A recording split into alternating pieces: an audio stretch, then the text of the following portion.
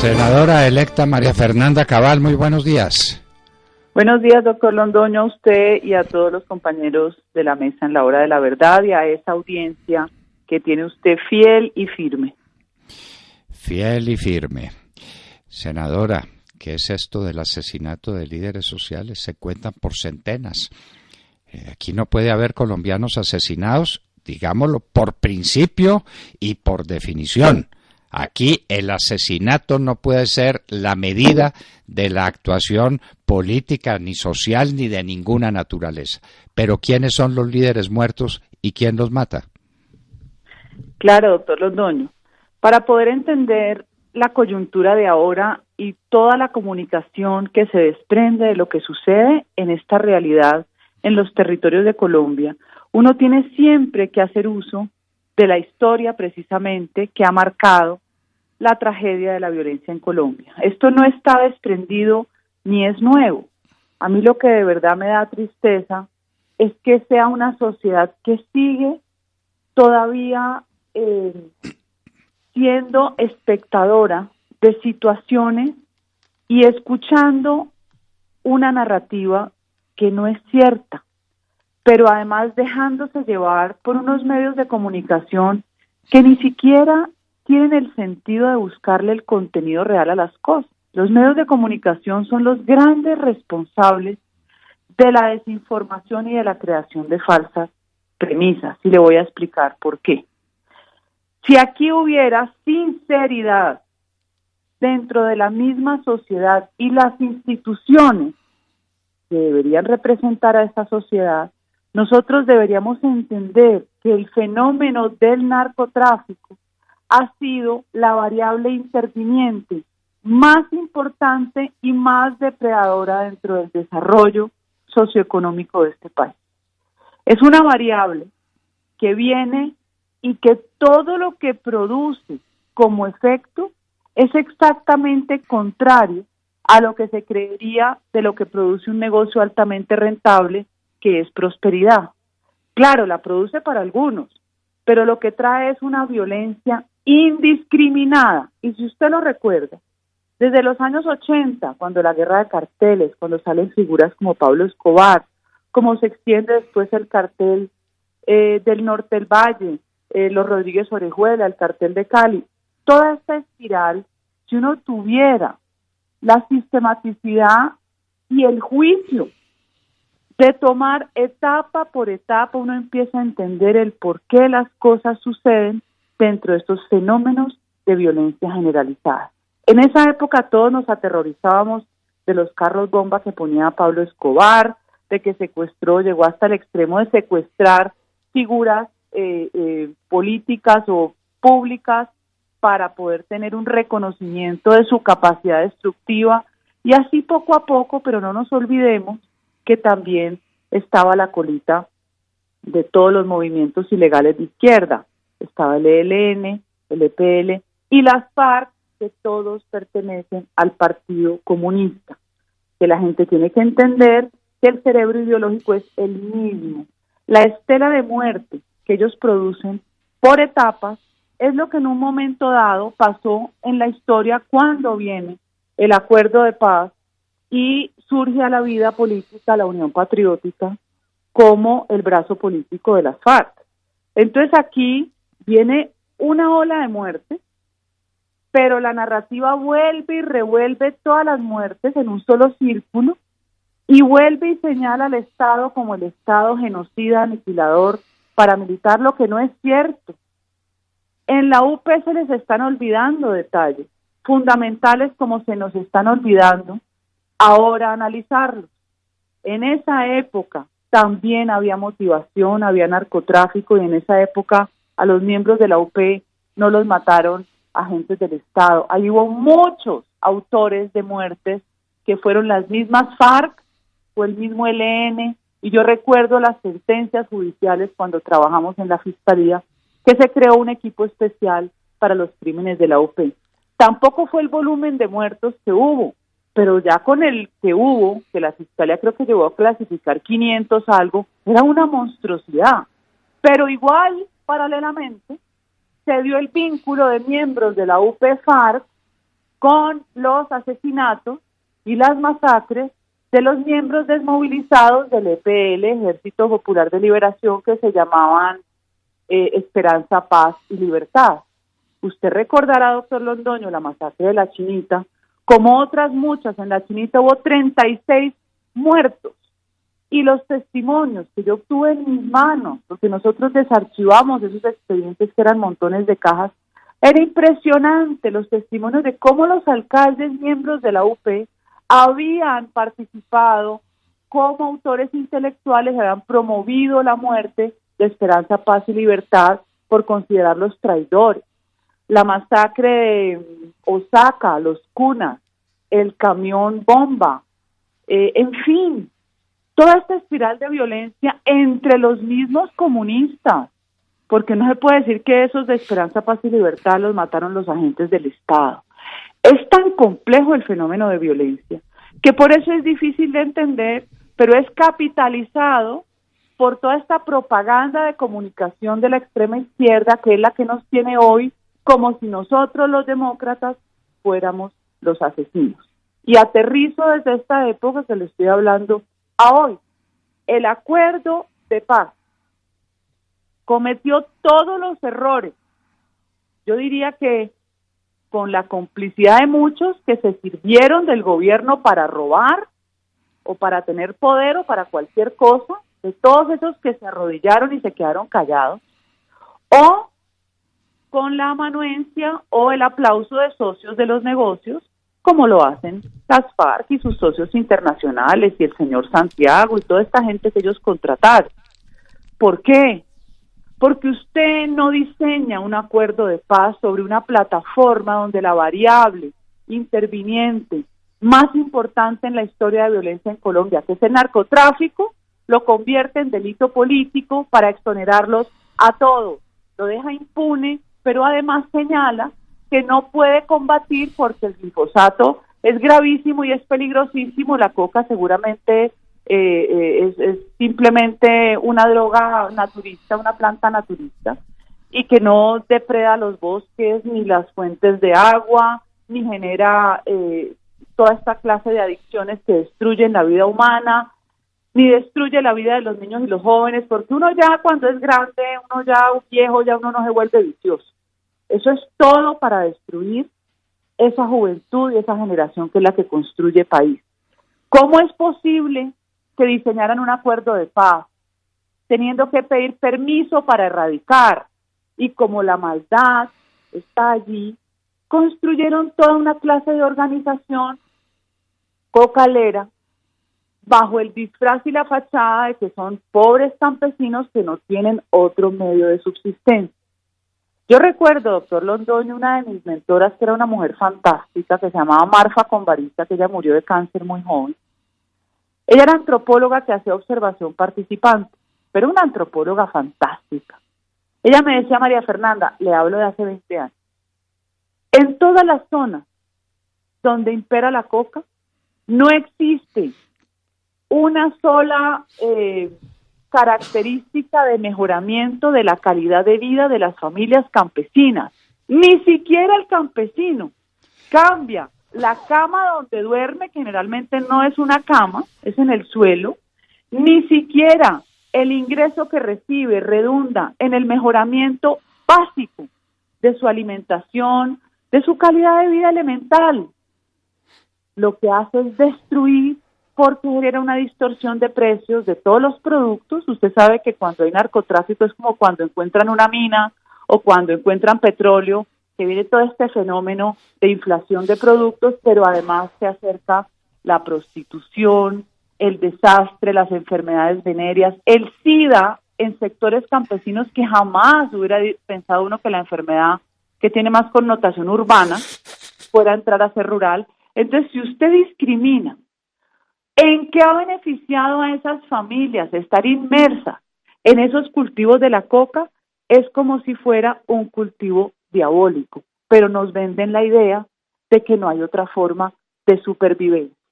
Toda esa mentalidad maligna es lo que estamos recogiendo hoy. Por eso cuando uno analiza las muertes del Atlántico, Antioquia, Chocó, Cauca, Bolívar, se da cuenta de cómo ideológicamente hay quienes capitalizan estos hechos de manera impúdica, como si fuera la sistematicidad de crímenes que cometemos los que no matamos a nadie contra aquellos que se creen los adalides de la moral, porque esa es parte de su distorsión psíquica.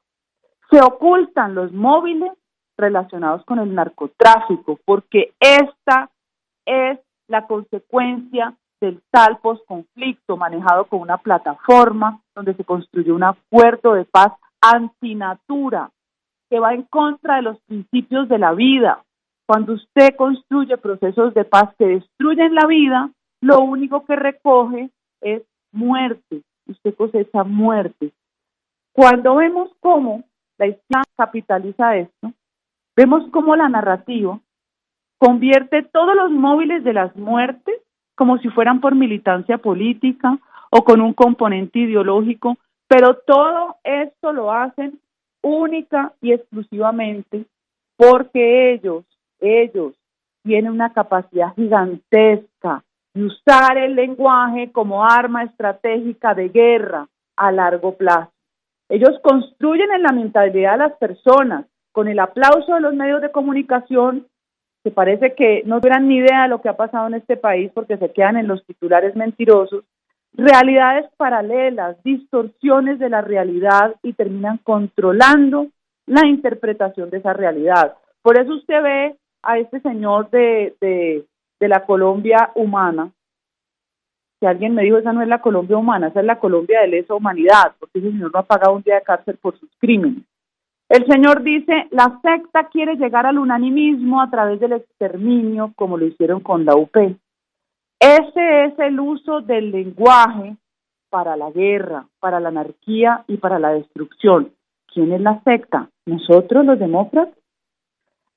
Estamos exterminándolos a ellos, desde que llegó el uribismo al poder. Eso se llama imaginario psicópata, porque ellos están controlados por psicópatas, su conducta es psicopática, y alrededor tienen un montón de histéricos que terminan también siendo los que movilizan a las masas creyéndose que están masacrando al pueblo de la Colombia humana.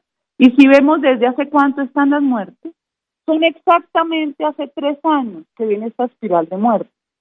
Pero también sería importante, doctor Londoño, analizar cuántos de esos asesinados lo han sido por entrar a programas de sustitución de cultivos, porque eso es lo más kafkiano que yo he visto. Generamos un acuerdo de paz que para salvar vidas, como dice Juan Manuel Santos, para salvar vidas. Sí, vamos a salvar muchas vidas, como hemos sembrado el fenómeno de la violencia generalizada a través de promover el narcotráfico como delito político, convertirlo en impune y permitir todos los cultivos que hoy superan las 200.000 hectáreas, y como usted lo decía hace un rato, todas esas remesas son producto de lo mismo. El lavado de activos es producto de los excesos que produce esa liquidez descomunal que termina distorsionando todos los indicadores económicos. ¿Qué vamos a hacer? ¿Qué está pasando en cada zona? ¿Qué dice la fuerza pública? ¿Dónde está la inteligencia del Estado para actuar? Acá hay perfiles de distintos líderes sociales. Uno no puede meterlos a todos en el mismo costal. Aquí hay líderes que están siendo instrumentalizados ideológicamente. Eso lo hemos vivido muchas veces, y usted lo recordará, cuando Manuel Goya y Graciano Blandón, que eran líderes naturales, líderes de su comunidad, fueron rotulados por organizaciones de extrema izquierda como paramilitares y fueron asesinados por las FARC. Pero ellos se enfrentaban a otros líderes sociales, entre comillas, que lo que hacían era servirle a intereses de grupos ilegales. Y la mezcla es tan grande que llega un momento en que uno no sabe quién es quién ni quién trabaja para quién. Por eso cuando usted ve las noticias hoy, cuando ya termina la noticia, después de salir la mentira y de darse la vuelta, entonces ve los casos de la señora Ana María Cortés, que el hijo parece que está en el Plan del Golfo, entonces hay disputas territoriales. Está el caso de Luis Barrios también, que denunció el microtráfico en su región y lo mataron, pero los muertos terminan siendo capitalizados por quien hoy quiere anarquizar este país. Entonces entendamos que la única forma de combatir esto es combatiendo el narcotráfico, recogiendo el mapa de Colombia en los corredores históricos, porque recuerde, doctor Londoño, el problema siempre ha sido el control territorial. Con control territorial viene el control poblacional. Los corredores estratégicos existen desde muchísimos años atrás porque han sido estudiados por el Partido Comunista desde las invasiones de tierra iniciales. No es gratuito las invasiones que existieron en la época de los 60, 70 y después cómo se reactivan del 87 al 94. Eso sí es sistemático, pero acá la inteligencia del Estado y los tan inteligentes violentólogos, pasólogos, con toda esa cantidad de nombres que le fascinan a los sociólogos, ¿no? Y filósofos de la violencia y todo lo que entienden y no entienden y terminan enredándolo todo, son temas elementales. La tierra siempre ha estado en los conflictos, en los campos de batalla. Entonces no nos dejemos seguir llevando por la histeria de quienes quieren convertir todas estas vidas sacrificadas en un paradigma para hacer política en contra de quienes no hemos secuestrado a nadie, no hemos asesinado a nadie y nos sometemos a las reglas de juego del Estado democrático. Excelente presentación de María Fernanda Cabal, que arranca del punto crucial de todo este conflicto. Esto se llama cocaína, esto es narcotráfico. Mientras el narcotráfico existe porque existe la cocaína, vamos a tener violencia, vamos a tener muerte, vamos a tener desplazamientos, de lo que tampoco se habla, vamos a tener líderes sacrificados de un lado o del otro. Ningún colombiano puede ser muerto, ninguno. Cada muerte es una tragedia para el corazón de Colombia. Pero ¿por qué los están matando? Todo esto proviene de una misma fuente, de un mismo origen, lo que llaman la etiología criminal. Los criminalistas tienen una fuente básica, esa etiología depende del narcotráfico y del narcotráfico cada vez más expandido, cada vez más fortalecido, porque el señor Santos le entregó el país a los narcotraficantes. Así diga que es una oposición como impiadosa y mentirosa, pero además de impiadosa, incisiva, claro, somos incisivos, para penetrar en la raíz de los acontecimientos. El narcotráfico es la causa primera y fundamental de toda esta tragedia. Por eso, María Fernanda, y esto no se cuenta, cuando el presidente Uribe combatió con éxito el narcotráfico, la violencia se redujo a unos niveles nunca deseados, pero a unos niveles tan distintos de los que estamos padeciendo hoy. Esa es la verdad. ¿Por qué no se hace una comparación de la época de Uribe con la época de Santos? A ver cuál es la diferencia y cuál es la razón de esa diferencia. Y en la época de Uribe había una causa y era que se combatía el narcotráfico, los narcotraficantes estaban en fuga, las siembras se habían reducido a menos de 50.000 hectáreas, hubiera podido ser todavía mucho menos, a los bandidos los extraditaban, a los bandidos los perseguía la fuerza pública y los reducía la fuerza pública, y ahora los bandidos resulta que no son culpables porque el narcotráfico es conexo con los delitos de rebelión, sedición y asonada, los llamados delitos políticos del Código Penal. No faltaba más. Entonces, ¿quiénes son estos líderes? De todos los lados. Líderes que son víctimas porque se le están oponiendo a los narcotraficantes, porque quieren que su gente no viva esta atrocidad del tráfico de drogas, de la siembra y el tráfico de drogas en su región. Los matan.